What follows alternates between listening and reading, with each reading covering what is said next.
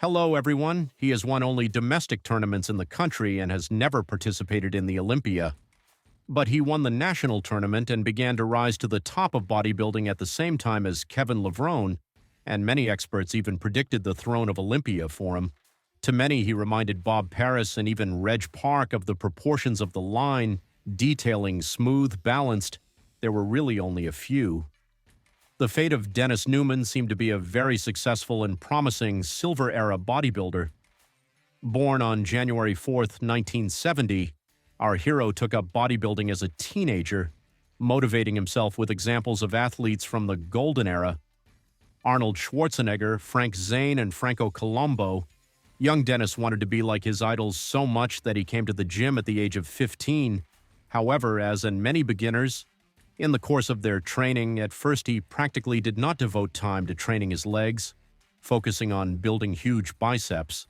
But a year later, the imbalance in the development of the body made itself felt. Dennis decided to correct his mistake, and now leg training has become a priority for him.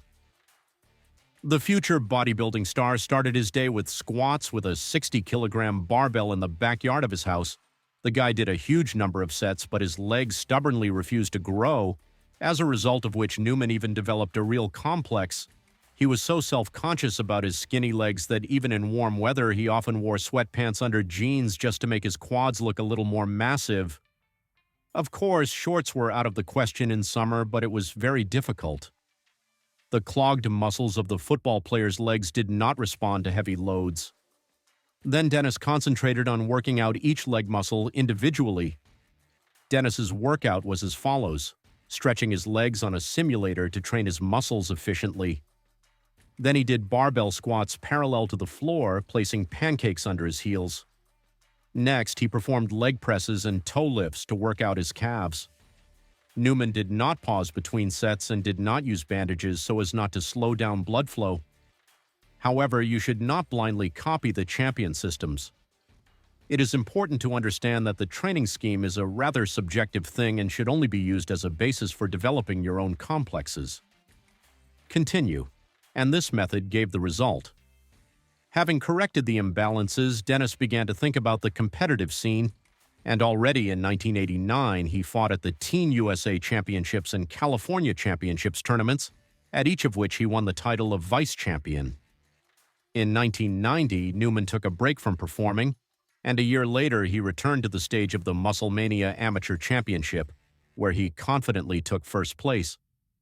But these were all flowers, and the first serious challenge for our hero is the 1993 U.S. Championship, where he immediately enters the top 6, passing ahead of such strong bodybuilders as Chris Cormier, Paul DeMeo, Craig Titus, Ken Castagnoli, and Mike Francois. In the same year, he performed at the Nationals tournament, where he stopped a step away from winning, taking second place in the final protocol, and again, following Francois in July 1994, Dennis Newman gained a really serious form, thanks to which he took first place at the U.S. Heavyweight and Absolute Championships. His victory earned him an IFBB Pro card, and his figure was perfect this year. Giant arms, rounded shoulders, pronounced deltas, and a narrow waist. Newman realized the shape of the inverted pyramid perfectly. It would seem that a bright future was already ahead of the peaks of Olympus, and rivalry with the best athletes in the world for the coveted statuette of Sandoval, recognition, sponsorship contracts, and a comfortable existence. However, just 3 months after the tournament, the life of a promising athlete turned into a real nightmare. In September 1994, Dennis Newman received the shocking news that he had been diagnosed with blood cancer. The press immediately began to write that the rising bodybuilding star had developed leukemia as a result of using steroids, but doctors were in no hurry to draw conclusions about the causes of the disease. However, they did not reach a comforting verdict.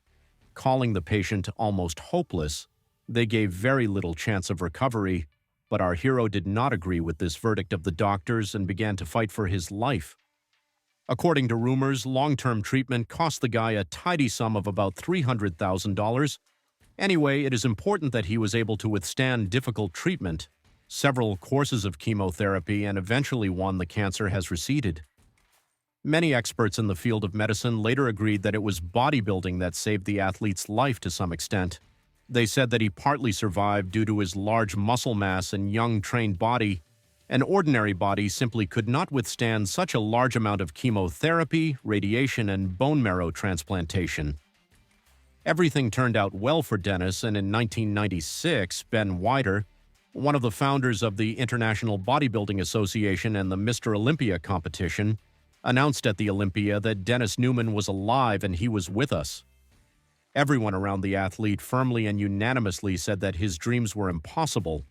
The weakened body of a bodybuilder simply will not be able to get in shape or even gain close to the muscle mass that he had before his illness, and in response to skeptics in 1998, Dennis makes such a shape that he enters his first professional Ironman Pro tournament and takes 6th place there, leaving behind the future 8-time Olympia champion Ronnie Coleman and the future bronze medalist.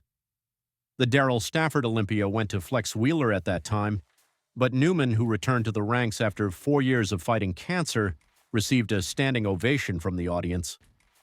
It was then that Dennis realized that bodybuilding had returned for a reason. In the same year, he participated in the Night of Champions competition, where unfortunately he could not stand the competition and eventually finished outside the top 15. In the 99th year, he tested his strength at a competition in Toronto, where he became only 18. The following year, he competed at the Ironman Pro 2000 tournament, where he took 13th place, and in 2001, Newman performed on the Night of Champions show, where he again failed to make the top 15, after which he ended his competitive career. What was the fate of a bodybuilder who defeated cancer? Alas, it is unknown. He keeps his life a secret. There is no doubt that he continues to train and he manages to keep fit. There are few current photos of him on the internet. To sum up, Dennis Newman did an incredible thing. He not only returned from the dead, but also took part in his first professional tournament where he showed the best form of all time. He entered the stage with his own weight of 117 kilograms.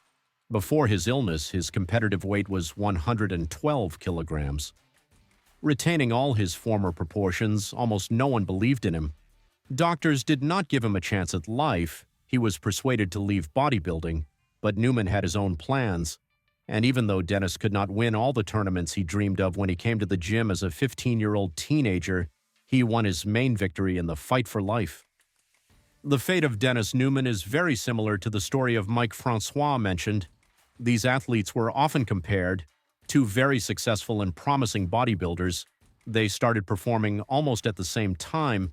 They often compared their training methods and principles, and they share one very interesting detail of their biography. They both defeated cancer, Mike stomach cancer, Dennis leukemia, and both got rid of a terrible disease.